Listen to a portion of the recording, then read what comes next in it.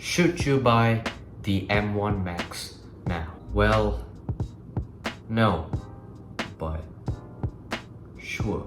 But before we answer that whole question, you may be wondering, what the hell is an M1 MacBook mean? So, for those who don't really know, the M1 is a chip that is designed by Apple themselves to power their own laptops slash computers. It's their very own chip, they design by themselves, everything is in-house, and it's based on an architecture called ARM architecture, which is completely different on what Intel's chip is based on. You know, your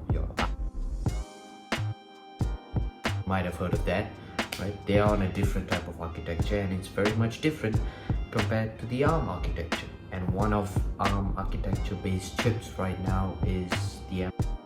For those who are not familiar with the whole timeline of how things happened or anything, let's just say for the past few years, Apple has been using Intel's own chips inside of its MacBook. And unfortunately, for the past few years, Intel chips just hasn't been performing well. Let's just say underperforming. It's just like McDonald's chips that are soggy.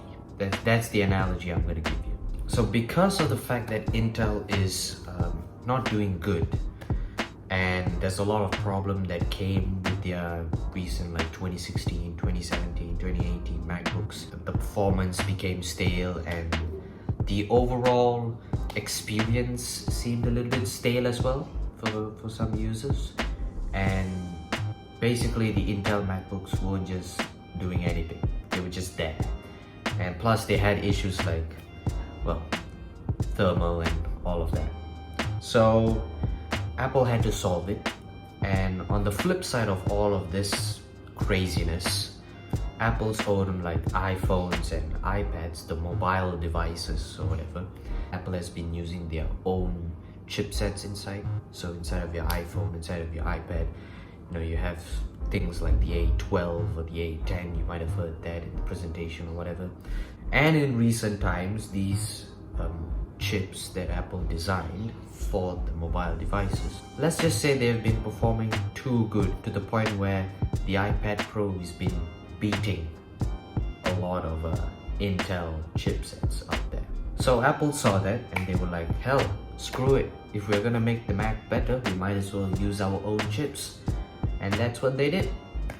They saw what they did with the iPhone and iPad, and they made their very own chip and modify it for the MacBook, and that's how the M1 was created. The reviews have been good.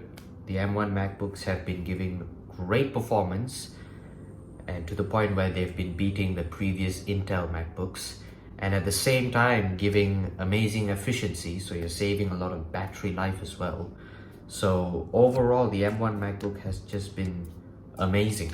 Now you can also check out videos of reviews for the M1 MacBook before you make the purchase, and you can get more in-depth analysis in order to purchase and make the right decision when you purchase a MacBook, of course. Now, in 2021 though, you might be thinking, the M1 Max, you said it's good, the performance is good, it has a lot of efficiency, then why is this even a question whether I should buy it or not? I should probably buy it, right? It's better than the previous models. Well, there are some factors in this. Now, since this M1 Mac runs on ARM architecture, which is a completely different set of instructions, all the nerdy shit aside, ARM architecture is basically a different type of design or whatever in comparison towards the Intel chips, which are based on the x86 architecture. So it's two different architecture. So for those apps or programs that were written for the x86 architecture, needs to be updated for the M1 ARM architecture. For example, let's just say you are a student, right? And you downloaded a program that you have to use in order to finish your work or whatever, your projects or whatever, and you have it on your Intel MacBook, right? You bought a 2017 MacBook and you use the program in that, right? And then after that, you saw the M1 and you're like, hell, that seems like a great deal. I'ma switch and I'ma get the new M1 Max. You go on the new M1 Max and you download your program again. It turns out the program can't run. It turns out the program is just not compatible or not updated yet for your M1 Mac. So that is a problem that you're likely to get into. Likely. So it's really depending on developers of such programs and apps to really update their entire app and the entire program to be compatible with the M1 Mac. And Apple has already said that this is going to be a 2-year transition. That means it's going to take around 2 years for developers to actually move their programs and update it and everything like that. But with that being said, Apple has also released and created an app called Rosetta 2. Now this app is inside of your M1 Mac, so if you buy an M1 Mac, that should be inside there. And what it does is basically translating x86 programs to your M1 Mac, so you can still use whatever app you've been using on your Intel Mac or whatever in your M1 Mac through this app. So it's sort of an emulator, let's just say. So that's why if you want to buy an M1 MacBook in 2021, it's going to be a risky option if you are a student or you are someone that just needs a third-party program in your laptop because you're continuously doing your projects or your work or whatever, and you need this program in. Now you can also check whether this program is available on the M1 Mac or not. You can definitely go online and Google it or whatever, and they'll probably say whether it's updated for the M1 Mac. Some programs you might have no clue, no idea, so that's why if you want to purchase the M1 Mac, you gotta do some research first about whether you would need a third-party program and whether it's compatible or not. Now, if let's just say you're just an average laptop user, you're probably going to use it for media consumption. You just want to do your documents, your slides, you read your emails, or you want a Mac because you have an iPhone or shit like that, then I don't see a problem of getting the M1 Mac. I think it's a good deal and I think you should get it. There are obviously some disadvantages that comes with the MacBook. For example, it's kind of expected right now that if you buy an Apple product, it's going to be expensive. But there are obviously other models that fits in the correct price range. For example, we have the M1 MacBook Air, which is kind of a fan favorite. It's cheaper than the MacBook Pro and it offers much more in value compared to the previous MacBook Air. It gives more performance and it also has better battery life and overall a better efficiency as well. And like any other previous MacBook, it's also expected that they have a limited amount of ports, so you're dealing with 2 Thunderbolt ports for both MacBook Air variants right here. So that is kind of expected, so you definitely need to carry around a dongle or an adapter in order to plug in your connections or whatever.